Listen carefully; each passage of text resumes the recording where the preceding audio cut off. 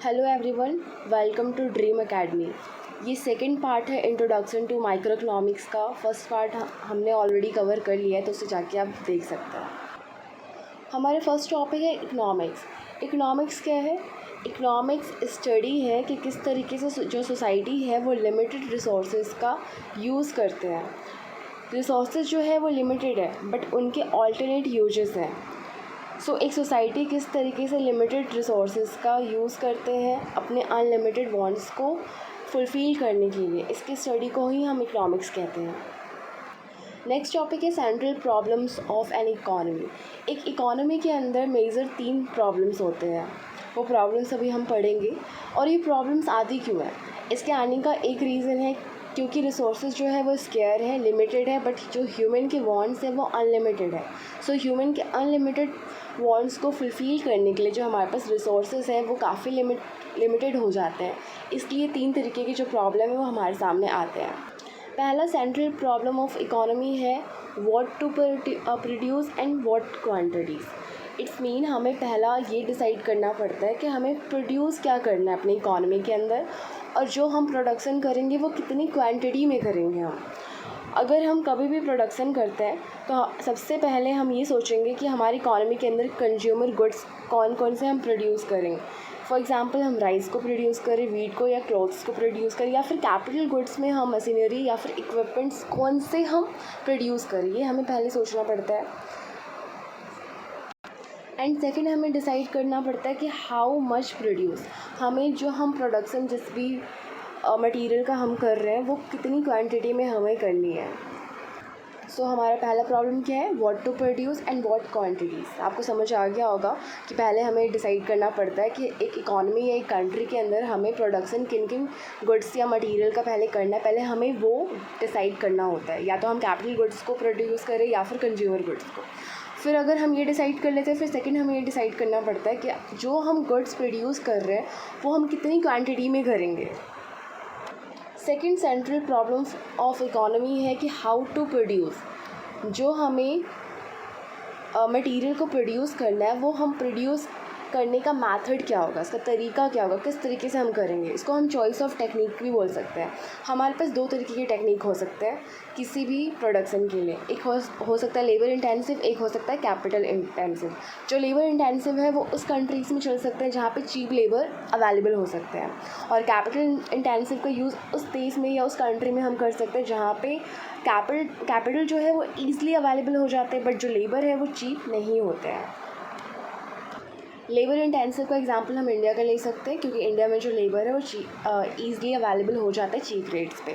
But अगर capital intensive country का हम एग्जांपल देना चाहें तो हम यूएसए का एग्जांपल ले सकते हैं, बिकॉज वहाँ पे जो लेबर है वो काफ़ी कॉस्टली होते हैं।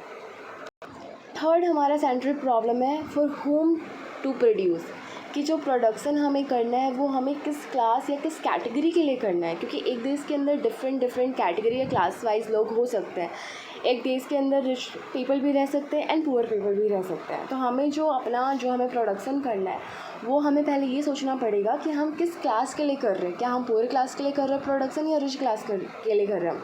फॉर एग्जाम्पल अगर हम कार का मैन्युफैक्चरिंग कर रहे हैं तो कार जो है वो लोग खरीद सकते हैं जिनकी इनकम हाई हो, जो पे कर सकते हैं कार लेने के लिए। अगर हम कार का प्रोडक्शन कर रहे हैं तो वो पुअर क्लास के लोग तो नहीं ले सकते, वो अमीर ले सकते हैं। हमें पहले ये सोचना होता है प्रोडक्शन करते टाइम कि हम जो प्रोडक्शन कर रहे हैं इकोनॉमी के अंदर वो प्रोडक्शन हम किस क्लास के लिए कर रहे हैं। ये 3 मेजर प्रॉब्लम है जो कि एक इकोनॉमी के अंदर आती है। पहला क्या प्रॉब्लम बताया मैंने, कि हमें पहले ये डिसाइड करना पड़ता है कि हमें किन गुड्स एंड जो कैपिटल्स हैं उनका प्रोडक्शन करना है, तो हमें व्हाट पे पहले फोकस करना पड़ता है। सेकंड हमें एंड क्वांटिटी क्या होनी चाहिए उस पर फोकस करना होता है। सेकंड प्रॉब्लम हमारे सामने ये आती है कि हमें जो प्रोडक्शन है वो किस तरीके से करना है, या तो हम कैपिटल इंटेंसिव के तरीके से करें या फिर लेबर इंटेंसिव से करें। थर्ड प्रॉब्लम क्या है कि जो हमें प्रोडक्शन करना है गुड्स का वो किन कैटेगरी के लिए करना है, क्या वो पुअर कैटेगरी के लिए या फिर रिच कैटेगरी के लिए करना है। और ये तीनों प्रॉब्लम क्यों आती है मैंने ये आपको बता दिया है, क्योंकि जो रिसोर्सेज है वो स्केयर है, लिमिटेड है, बट जो पीपल है, जो लोगों की डिमांड्स हैं वो अनलिमिटेड है, उनके वांट्स अनलिमिटेड है। एक वांट्स पूरी होती है, दूसरी वांट्स आ जाती है। सो लिमिटेड रिसोर्सेज का हमें किस तरीके से हम यूज़ करके लोगों के जो अनलिमिटेड वांट्स है उसको फुलफ़िल कर सकें, जिससे उनके नीड्स जो है वो पूरे हो जाए। नेक्स्ट टॉपिक है difference between micro economics and macro economics. Micro economics के नाम से ही पता चल रहा होगा, इसमें वर्ड यूज़ है माइक्रो, और मैक्रो इकोनॉमिक्स में वर्ड यूज़ है मैक्रो। माइक्रो मीन छोटा एंड मैक्रो मीन्स बड़ा। सो माइक्रो इकोनॉमिक्स में हम क्या स्टडी करते हैं? Studies the behaviour of individual economics units of N economy. Micro economics में हम एक पर्टिकुलर इंडिविजुअल या पर्टिकुलर यूनिट के बिहेवियर की स्टडी करते हैं, और मैक्रो इकोनॉमिक्स में हम इसके अपोजिट एग्रीगेट या फिर होल इकोनॉमी की स्टडी करते हैं। यहाँ पे हमने पर्टिकुलर इंडिविजुअल लेवल पे या फिर एक यूनिट लेवल पे जो बिहेवियर है उसकी स्टडी करी, बट इसमें हमने पूरा ग्रुप, पूरे एग्रीगेट की बात करी मैक्रो इकोनॉमिक्स में। सेकेंड डिफरेंस दोनों में ये है कि जो माइक्रो इकोनॉमिक्स है उसकी जो मेन टूल्स है वो डिमांड एंड सप्लाई है। डिमांड एंड सप्लाई के थ्रू हम माइक्रो इकोनॉमिक्स की स्टडी करते हैं, बट जो मैक्रो इकोनॉमिक्स है उसमें हम पूरा एग्रीगेट डिमांड एंड सप्लाई लेते हैं। मतलब जो एक इकोनॉमी के अंदर जितने भी लोग हैं उन सब की डिमांड को, उन सब की सप्लाई को हम लेकर चलते हैं और मैक्रो इकोनॉमिक्स की स्टडी करते हैं। बट माइक्रो में हम एक इंडिविजुअल या फिर एक यूनिट लेवल पे जो एक इंसान की, एक इंडिविजुअल की जो डिमांड, जो सप्लाई है उसको लेकर हम चल रहे हैं। जो माइक्रो इकोनॉमिक्स है उसका ऑब्जेक्टिव क्या है? उसको प्राइस डिटर्मिनेशन भी बोलते हैं, इसलिए इसका नाम प्राइस थ्योरी भी है। बट जो मैक्रो इकोनॉमिक्स है उसका ऑब्जेक्टिव क्या है? Determination of national income and employment. एक देश के नेशनल इनकम को और एम्प्लॉयमेंट के लेवल को बताना। एग्जाम्पल है माइक्रो इकोनॉमिक्स का स्टडी ऑफ इंडिविजुअल और market demand for a commodity. मतलब कि एक इंडिविजुअल की जो डिमांड है एक कॉमोडिटी के लिए, एक वस्तु के लिए, उसका पर्टिकुलर या उसका इंडिविजुअल लेवल पे डिमांड क्या है, ये हमने स्टडी करी माइक्रो इकोनॉमिक्स में।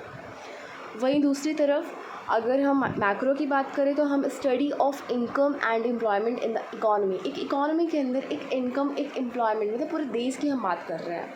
अगर एक हम पर्टिकुलर इंसान या उसकी बिहेवियर या उसकी डिमांड सप्लाई जो डिमांड कर रहा है उसकी स्टडी हम कर रहे हैं तो वो माइक्रो हो जाएगा। बट वहीं दूसरी तरफ अगर हम पूरी कंट्री को, पूरी इकॉनमी को एक साथ लेके चल रहे हैं, पूरी इकॉनमी के अकॉर्डिंग हम सोच रहे हैं, तो वो हमारा मैक्रो इकोनॉमिक हो जाएगा। माइक्रो में हम स्टडी कर सकते हैं कि एक प्राइस के बढ़ने से एक पर्टिकुलर इंडिविजुअल पे क्या उसका असर होता है। मान लीजिए कि अभी महंगाई बढ़ जाती है, तो महंगाई बढ़ने से एक पर्टिकुलर जो इंडिविजुअल है उसके पॉकेट पे क्या उसका असर होगा, उससे उसके बिहेवियर में या फिर उसके जो घर में चीज़ें चल रही है उसकी क्या क्या चीज़ें चेंज हो जाएगी इसकी वजह से। महंगाई बढ़ने से हो सकता है कि वो चीज़ों की डिमांड कम कर दे।